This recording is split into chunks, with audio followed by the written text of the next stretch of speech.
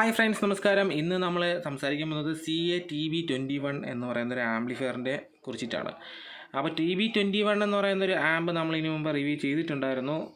അതേ same amp തന്നെയാണ്, ഇതിന് ചെറിയൊരു വ്യത്യാസം വരുന്നുണ്ട്. അതുകൊണ്ട് തന്നെ നമ്മളിതിൻ്റെ വർക്കിംഗ് ഒന്നും കാണിക്കുന്നത് ചെറിയൊരു വീഡിയോ ആണ്.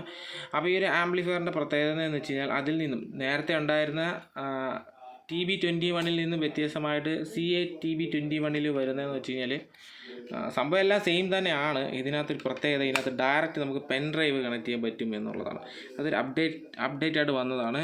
നേരത്തെ പെൻ ഡ്രൈവ് കണക്ട് ചെയ്യാനായിട്ട് സാധിക്കില്ലായിരുന്നു. ഓക്സും പിന്നെ ബ്ലൂടൂത്ത് പെയറിങ് മാത്രമാണ് വന്നിട്ടുണ്ടായിരുന്നത്. ഇപ്പോഴെന്ന് വെച്ച് കഴിഞ്ഞാൽ ഇതിനകത്ത് ഓക്സ് കണക്ട് ചെയ്യുന്നതിൻ്റെ അടുത്ത് തന്നെ നമുക്ക് ഇവിടെ ഒരു പെൻ ഡ്രൈവ് കണക്ട് ചെയ്യാനുള്ള ഒരു ഓപ്ഷൻ കൂടെ വന്നിട്ടുണ്ട്.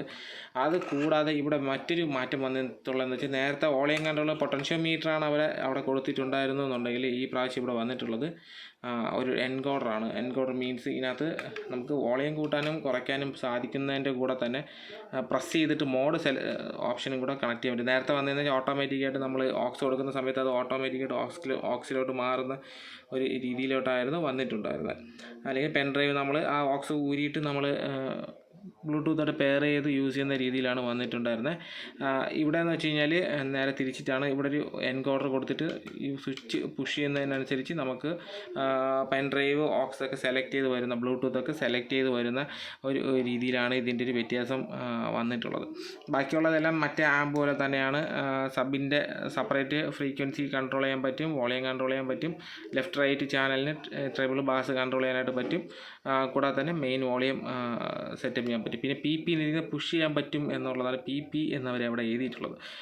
CA-TB21 50 വാട്ട്സാണ്. ഒരു ചാനലിന് 50 വാട്ട് വെച്ച് ലെഫ്റ്റ് റൈറ്റിന് 100 വാട്ടും സബ്ബൂഫറിന് ബ്രിഡ്ജ് ചെയ്ത് വെച്ചിട്ടുള്ളതുകൊണ്ട് തന്നെ ICA ബ്രിഡ്ജ് ചെയ്ത് TP3116ൻ്റെ ചിപ്പാണ്. അപ്പോൾ ആ ഒരു ചിപ്പ് ബ്രിഡ്ജ് ചെയ്ത് വെച്ചിട്ടുള്ളത് കൊണ്ട് തന്നെ നമുക്ക് ഇവിടെ 100 വാട്ട് സബ്ബൂഫറിന് കിട്ടും എന്നുള്ളതാണ്. പിന്നെ ബ്ലൂടൂത്ത് കണക്ട് ചെയ്യാൻ പറ്റും എന്ന് പറയുന്നുണ്ട്. ഓക്സിന് USB audio, left right speaker, subwoofer കൊടുക്കാനുള്ളൊരു ഓപ്ഷൻ വരുന്നുണ്ട്. പിന്നെ DC 12 വോൾട്ട് തൊട്ട് 24 വോൾട്ട് വരെയാണ് നമ്മളിവിടെ കൊടുക്കാനായിട്ടുള്ളത്. അപ്പോൾ ആ കണക്ഷൻസൊക്കെ വരുന്നത് ഈ ഒരു ഭാഗത്തായിട്ടാണ്, ഇവിടെ ആയിട്ടാണ് ഇതിൻ്റെ കണക്ഷൻസ് വരുന്നത്. അപ്പോൾ ഈ ഒരു പ്രോഡക്റ്റ് നിങ്ങൾക്ക് ആവശ്യമാണെങ്കിൽ ലൈഫ് ലോങ് ഇലക്ട്രോണിക്സ് ബാലരാമപുരം അവരെ നിങ്ങൾക്ക് ഡയറക്റ്റ് കോൺടാക്ട് ചെയ്ത് ഈ പ്രോഡക്റ്റ് അവരെ കയ്യിൽ നിന്ന് വാങ്ങാവുന്നതാണ്.